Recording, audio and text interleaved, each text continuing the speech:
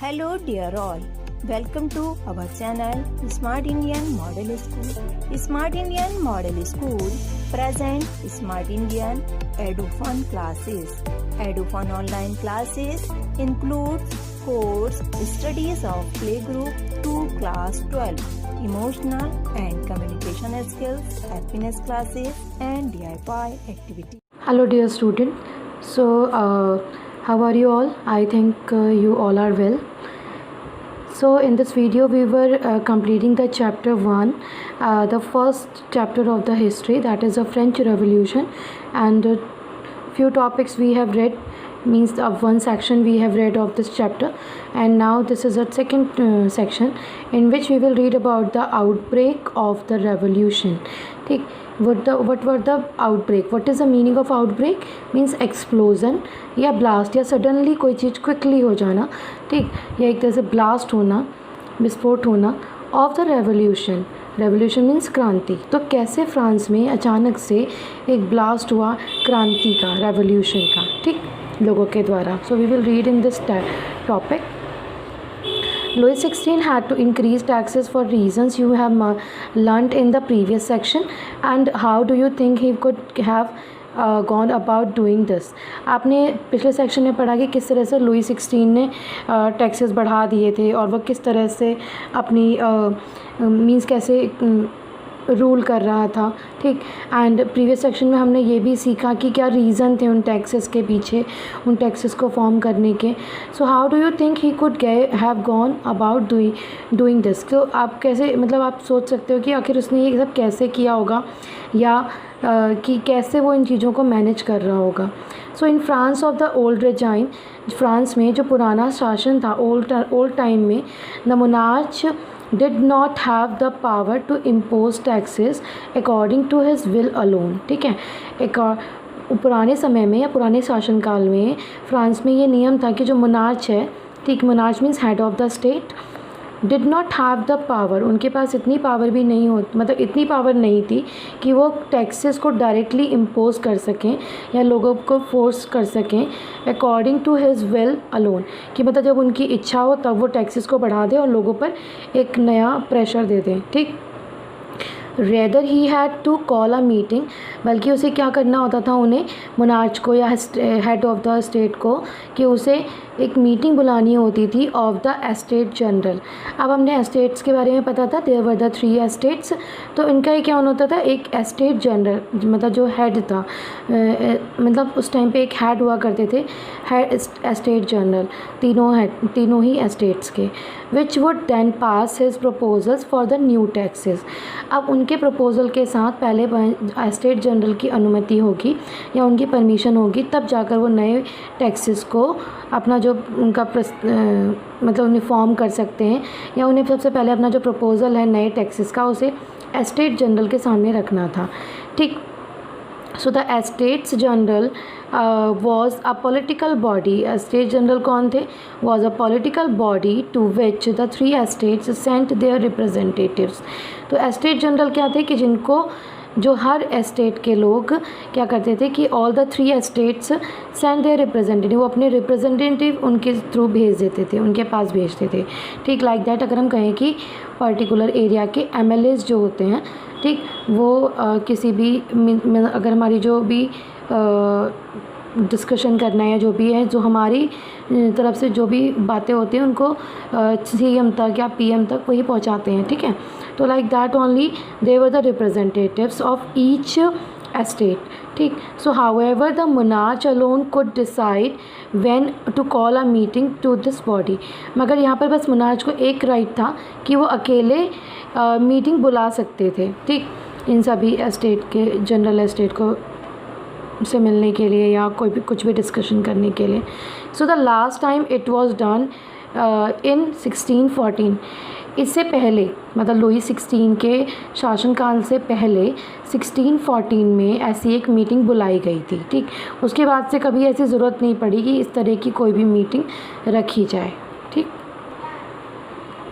On 5 May 1789, Louis XVI called together an assembly of the States General to pass proposals for new taxes. तो that was the day on 5 May 1789. ठीक, उस दिन Louis 16 ने क्या किया, उन्होंने call together, उन्होंने साथ ही साथ एक असेंबली रखी जिसमें स्टेट जनरल को बुलाया गया ताकि वो अपना जो प्रपोज़ल है न्यू टैक्सेस को लेकर उनके सामने रख सके. So a resplendent hall in Versailles was prepare to host the delegates. ठीक, और इस मीटिंग को कहाँ पर सेट किया गया था. That meeting was held in a resplendent means एक आलीशान हॉल, एक बड़े से आलीशान हॉल में, कहाँ, वर्साई के. ठीक, पैलेस ऑफ वर्साई में was prepare to host the delegate. तो दैट वाज द प्लेस जहाँ पर डेलीगेट्स यानी कि जो सम्मानजनक लोग थे या सम्मानीय लोग थे जिन्हें इनविटेशन भेजे गए थे, उन्हें होस्ट करने के लिए वर्साई, पैलेस ऑफ वर्साई का हॉल सेलेक्ट किया गया था. The first and the second estate sent 300 representatives each. अब हमने पढ़ा था कि जो फर्स्ट एस्टेट है और सेकेंड एस्टेट है, फर्स्ट एस्टेट में कौन आते हैं, क्लर्जी, सेकेंड में कौन आते हैं, नॉबल्स. ठीक है, तो क्या हुआ था, पर्टिकुलर फर्स्ट एस्टेट और सेकेंड एस्टेट की तरफ से 300 रिप्रेजेंटेटिव फ्रॉम ईच भेजे गए थे. ठीक, मतलब 300 वहाँ से और 300 वहाँ से. Who were seated in rows facing each other. और उन्हें कुछ इस तरह से बिठाया था कि वो आमने सामने एक दूसरे को फेस कर रहे थे. और इस तरह से कुल 600 मेंबर्स जो थे वो वहाँ पर सीटेड थे, जो बैठे थे. Seated in the rows facing to each other two sides and while the 600 member of the third estate had to stand. अब क्या था, एट द बैक. अब दोनों तरफ से तो क्या था, 300 सीटें इधर से लगी थी, 300 इधर से लगी थी, and they were facing to each other. दोनों एक दूसरे को देख सकते थे सामने से. ठीक है, और जो बाकी अब कौन सा बचा, थर्ड एस्टेट के 600 रिप्रेजेंटेटिव्स आए थे. ठीक है, तो जो 600 रिप्रेजेंटेटिव्स आए थे उनके लिए कोई भी बैठने का इंतज़ाम नहीं था. उन्हें क्या था, जो 300 लोग बैठे हुए थे उनके पीछे खड़ा होना था. ठीक है, so the third estate was represented. और जो थर्ड एस्टेट था दैट वॉज बीइंग रिप्रेजेंटेड, उसे रिप्रेजेंट किया जा रहा था bye it's more prosperous and educated members. उनके सबसे ज़्यादा जो धनी लोग थे और जो एजुकेटेड लोग थे, वे मेंबर्स थे, उनके द्वारा. So peasants, artisans and women were denied entry to the assembly. और ये पूरी तरह से क्लियर किया गया था कि कोई भी पीजेंट, आर्टिसन और वीमेन कोई भी उस असेंबली हॉल में एंटर नहीं करेगा. ठीक, हाउएवर देयर ग्रीवेंसेस, चलो चाहे जैसे भी था, देयर ग्रीवेंसेस मीन्स होता है सीरियसनेस. ठीक है, ग्रीवेंसेस एंड डिमांड्स, उनके जो मीन्स जो उनकी प्रॉब्लम्स थी और जो उनकी डिमांड्स थी वो listed in some 40,000 letters which the representatives had brought with them. अब जो ये लोग थे, पीजेंट्स, आर्टिसन, इन सब की जो डिमांड्स थी, ठीक है, और जो उनकी मांगे थी वो लगभग 40,000 लेटर्स में लिस्टेड थी, लिखी गई थी. ठीक, जिन्हें जो थर्ड एस्टेट के जो रिप्रेजेंटेटिव्स थे वो अपने साथ लेकर आए थे. ठीक है, clear.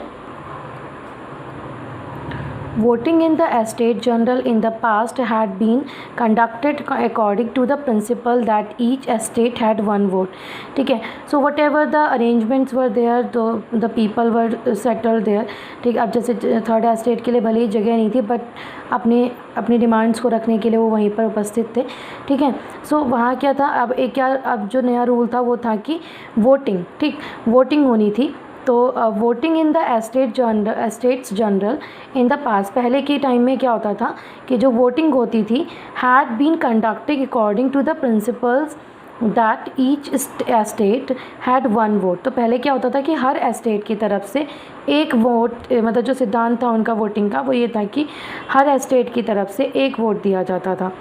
This time to Louis 16 was determined. अब लुई 16 ने यही चालाकी की थी, तो उन्होंने यही सोचा था कि जो लुई 16 ने सोचा था कि वो पूरी तरह पक्का इरादा करके बैठे थे कि जो पहले से चला आ रहा है हम उसे ही कंटिन्यू करेंगे, एंड द सेम जो भी पहले से सेम प्रैक्टिस चली आ रही है उसी को कंटिन्यू करेंगे. But members of the third estate demanded that voting now be conducted by the assembly as a whole. मगर थर्ड एस्टेट के मेंबर्स ने ये डिमांड रखी कि जो वोटिंग है अब वो प्रॉपर मतलब पर्टिकुलर एस्टेट के दौरान एक ही वोट नहीं आएगा, बल्कि असेंबली में जितने लोग भी बैठे हैं, जो भी मेंबर्स हैं, the all will have to vote, ठीक, and where each member would have one vote, कि हर मेंबर एक वोट रखता है और हर मेंबर वोटिंग करेगा। This was one of the democratic principles put forward by philosophers like Rousseau, ठीक है। ये जो उन्होंने ये जो डिमांड रखी थी, दिस वॉज, ये भी एक डेमोक्रेटिक यानी कि राजनीतिक सिद्धांत था, जिसे जिसे ज्ञान में लाया गया था किसके द्वारा, फिलोसोफर रूसो के द्वारा, ठीक है, जिन्होंने अपनी बुक में लिखा था। उनकी बुक थी द सोशल कॉन्ट्रैक्ट, ठीक, जिसमें उन्होंने अपनी सोशल कॉन्ट्रैक्ट नाम की बुक में इस डेमोक्रेटिक प्रिंसिपल को एक्सप्लेन किया था कि कैसे हर पर्सन का वोट इम्पॉर्टेंट है, ठीक। So when the king rejected this proposal, but Louis 16 ने इसे on the spot he reject कर दिया इस प्रपोजल को, and members of the third estate walked out of the assembly in protest. और इस तरह से अपने बचाव के लिए जो थर्ड एस्टेट के लोग थे या जो मेंबर्स थे, जो वहाँ रिप्रेजेंटेटिव आए थे, वो असेंबली छोड़कर चले गए। एक तरह से उन्होंने असेंबली को इग्नोर कर दिया, ठीक। So this clear to you all, and we will discuss in the next video. Thank you.